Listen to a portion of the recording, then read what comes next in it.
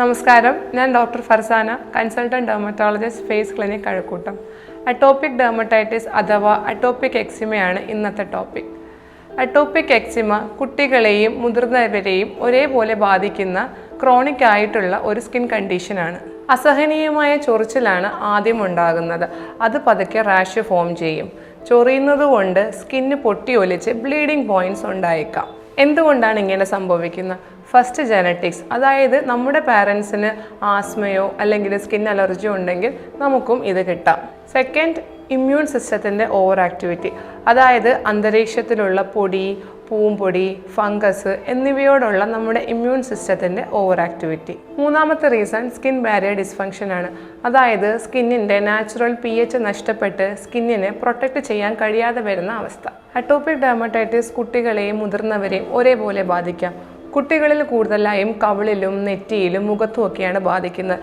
എന്നാൽ മുതിർന്നവരെ ഇത് കൈമുട്ടിൻ്റെ പുറകിലും കാൽമുട്ടിൻ്റെ പുറകിലുമാണ് കൂടുതലായും കണ്ടുവരുന്നത്. അറ്റോപിക് ഡെർമറ്റൈറ്റിസിൻ്റെ ട്രിഗറിംഗ് ഫാക്ടേഴ്സ് എന്താണെന്ന് നോക്കാം. പെട്ടെന്നുള്ള കാലാവസ്ഥയിലെ മാറ്റം, അതായത് തണുപ്പ് കാലത്ത് എക്സിമ കൂടുതലായിരിക്കും, ചൂട് കാലത്ത് എക്സിമ കുറവായിരിക്കും. അന്തരീക്ഷത്തിലുള്ള പൊടി, പൂമ്പൊടി, ഫംഗസ് എന്നിവയുമായി കോണ്ടാക്റ്റ് വരുമ്പോൾ അറ്റോപിക് എക്സിമ കൂടിയേക്കാം. അതുപോലെ തന്നെ food allergy, soybean, milk, peanut, shellfish എന്നിവ കഴിക്കുമ്പോൾ അലർജി കൂടിയേക്കാം. അതുപോലെ തന്നെ പ്രഗ്നൻസി, ലാക്ടേഷൻ, ഇമോഷണൽ സ്ട്രെസ് എന്നിവ അറ്റോപിക് എക്സിമയെ കൂട്ടിയേക്കാം. അറ്റോപിക് എക്സിമ എങ്ങനെ ഡയഗ്നോസ് ചെയ്യാം?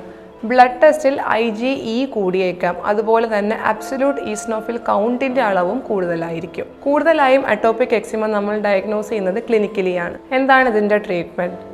ഫസ്റ്റ്, ജെൻറ്റിൽ സ്കിൻ കെയർ, അതായത് മോയ്സ്ചറൈസർ ഇട്ട് സ്കിന്നിനെ പ്രൊട്ടക്റ്റ് ചെയ്യുക. രണ്ടാമത്തത് ഈ അലർജൻസിനെ അവോയ്ഡ് ചെയ്യുക എന്നുള്ളതാണ്. ഫുഡ് അലർജൻ ആയാലും എൻവയോൺമെൻറ്റൽ അലർജൻ ആയാലും അതിനോടുള്ള എക്സ്പോഷർ കുറയ്ക്കുക. നല്ല ചൊറിച്ചിലുണ്ടാകുമ്പോൾ ആൻറ്റി ഹിസ്റ്റമിൻസും ടോപ്പിക്കൽ സ്റ്റിറോയിഡ്സും യൂസ് ചെയ്ത് നമുക്ക് അറ്റോപിക് എക്സിമയെ കൺട്രോൾ ചെയ്യാവുന്നതാണ്. അറ്റോപിക് എക്സിമയുള്ളവർ ശ്രദ്ധിക്കേണ്ട കുറച്ച് കാര്യങ്ങളുണ്ട്. ടൈറ്റ് ഡ്രസ്സിന് പകരം ലൂസായിട്ടുള്ള സോഫ്റ്റ് കോട്ടൺ ഡ്രസ്സ് പ്രിഫർ ചെയ്യുക. ജെൻറ്റിൽ സ്കിൻ ക്ലെൻസിങ് സോപ്പ് കൊണ്ട് മാത്രമേ കുളിക്കാവൂ.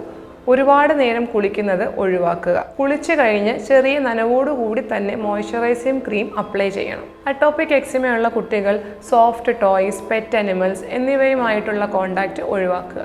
പെട്ടെന്നുണ്ടാവുന്ന climate change, food allergy, dust allergy ഒക്കെ അറ്റോപിക് എക്സിമയെ വേഴ്സൺ ചെയ്യാം. അറ്റോപിക് എക്സിമയെ പറ്റി അറിഞ്ഞിരിക്കേണ്ട കാര്യങ്ങൾ ഇതൊക്കെയാണ്.